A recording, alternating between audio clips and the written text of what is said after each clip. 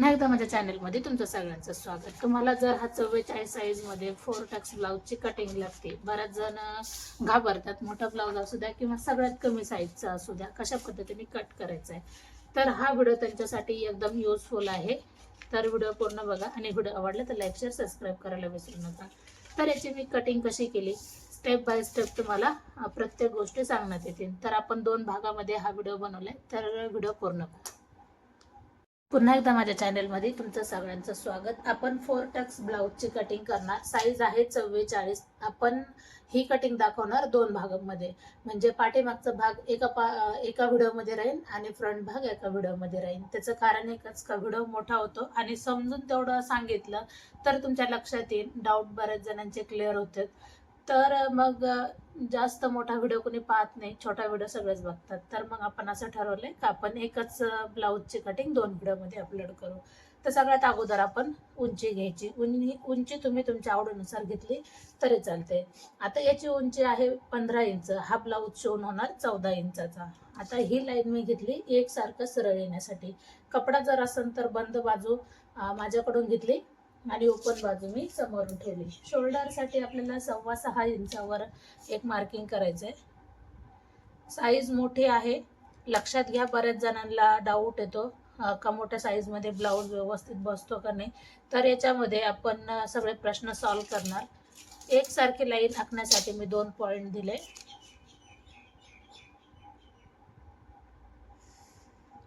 आपण हा पाठीचा भाग तयार करते, नीट लक्षात घ्या.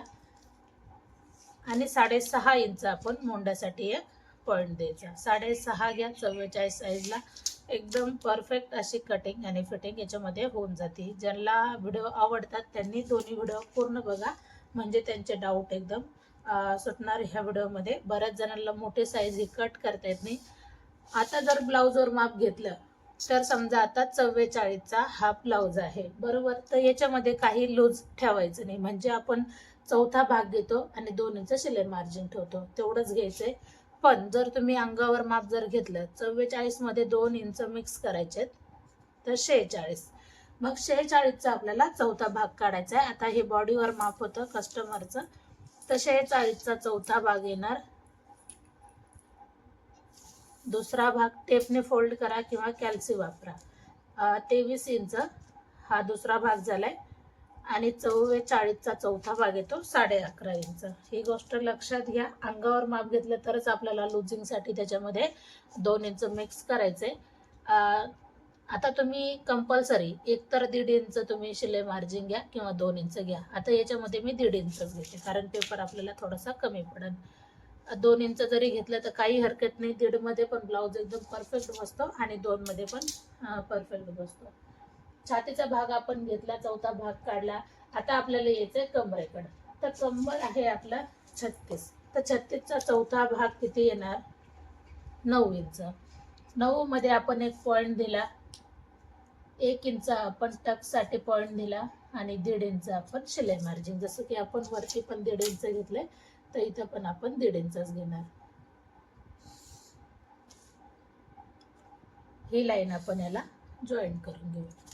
आता सगळ्यात अगोदर आपल्याला कंपल्सरी अर्धा इंचापेक्षा थोडंसं कमी पाठीमागे यायचंय आणि ही लाईन आपल्याला अर्धा इंच धरून चालले तरी चालते. ही लाईन आपण याला जॉईन केली. आता इथं आपल्याला एक पॉईंट द्यायचा. 1.25 इंचावर आपण पाठीमागचा पॉईंट देऊ आणि आपण 1 इंचावर फ्रंटचा पॉईंट देऊ. आता आपल्याला आकार देताना काय करायचंय, ही गोष्ट लक्षात घ्यायची. 5.5 आपला हा पॉईंट आलाय, तर इथं आपण 5.5 वर एक मार्किंग केली. आता हे पॉईंट आपल्याला जोडून घ्यायचे.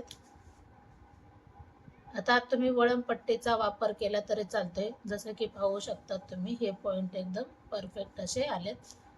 आणि नंतर मग आपण या पॉईंटला पण हा पॉईंट आपण जोडून घ्यायचा आहे अशा पद्धतीने, पाहू शकतात.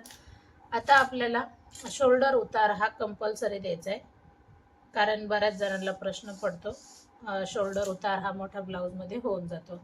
तर शोल्डर उतार एकतर तुम्ही ब्लाऊज स्टिच करताना द्या किंवा कटिंगमध्ये जरी दिला तरी चालते. मग आता गळा किती घेणार, तर गळा घेणार आपण 2.5 इंचावर.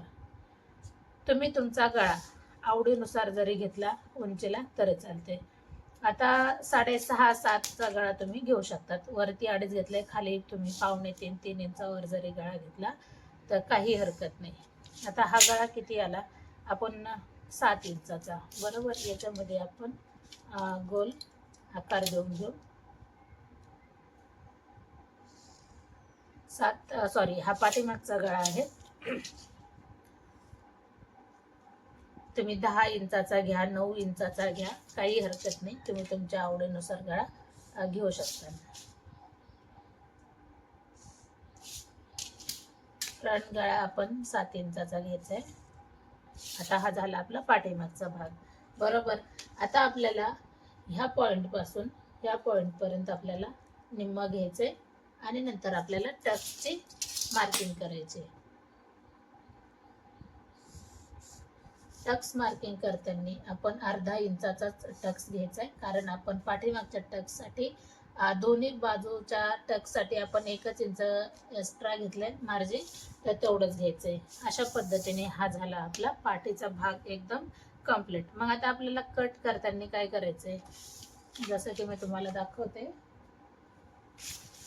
आता कट करताना डबल फोल्ड मध्ये होता हा, तर मग मी याला सिंगल करून घेतलंय.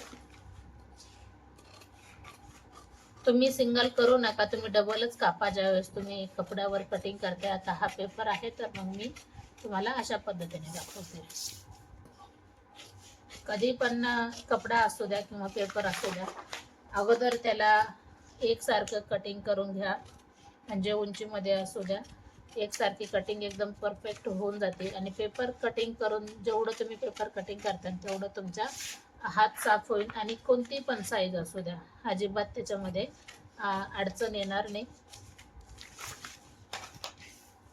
आता आपण पाठीमागचा भाग पण लगेच गळा कट करून घेऊ.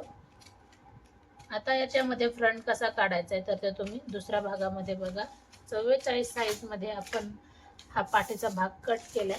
तुम्हाला कसा वाटला नक्कीच कमेंट करून सांगा. जे नवीन आहेत त्यांच्यासाठी सांगते, आपलं यूट्यूब चॅनल आहे ब्लाऊज फिनिशिंग या नावाने आणि फेसबुक चॅनल आहे वंदना गायकवाड नावाने. दोन्ही चॅनलला फॉलो आणि सबस्क्राईब करा, म्हणजे येणारं नोटिफिकेशन तुम्हाला येऊन जाईल. आता आपल्याला पाठीचा भाग कंप्लीट झालाय. आता आपण फ्रंट भाग बघू दुसऱ्या भागामध्ये.